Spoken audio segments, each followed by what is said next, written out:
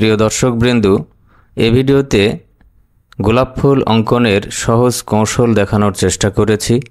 শেষ পর্যন্ত দেখুন, আশা করি ভালো লাগবে। প্রথমটি প্রশ্নবোধক চিহ্ন, দ্বিতীয়টি লাভ চিহ্ন, তৃতীয়টি এস লেটার এবং চতুর্থটি ওয়াই লেটার। এই প্রশ্নবোধক চিহ্ন, লাভ চিহ্ন, এস এবং ওয়াই দিয়ে সহজ কৌশলে 4টি গোলাপ ফুল অঙ্কন করব। প্রশ্নবোধক চিহ্নের বাম পার্শ্বে এভাবে একটি বাঁকা লাইন এঁকে নেব।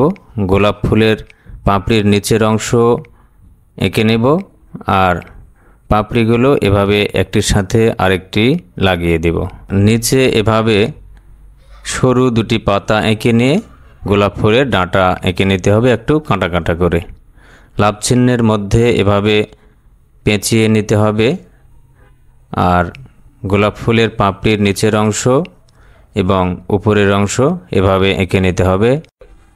পাপড়িগুলো একটির সাথে আরেকটি এভাবে সংযোগ করে দেব।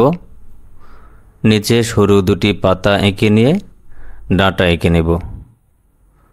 সেমভাবেই এস লেটার দিয়ে এস লেটারের উপরের মাথায় এভাবে পেঁচে নিতে হবে আর পাপড়িগুলো এভাবে একটির সাথে আরেকটি সংযোগ করে দিয়ে গোলাপের পাপড়ির নিচের অংশ এঁকে নিলাম।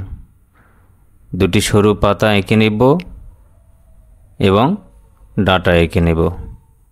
এখন ওয়াইয়ের উপরে এভাবে পেঁচিয়ে নিতে হবে একটি লাইন নিয়ে পাপড়িগুলো সংযোগ করে দিয়ে সেমভাবেই নিচের অংশ এঁকে নেব, পাতা এবং ডাঁটা এঁকে নেব।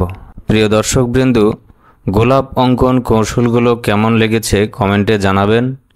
ভালো লাগলে একটি লাইক দিবেন, শেয়ার করে অন্যকে দেখার সুযোগ করে দিবেন। ধন্যবাদ।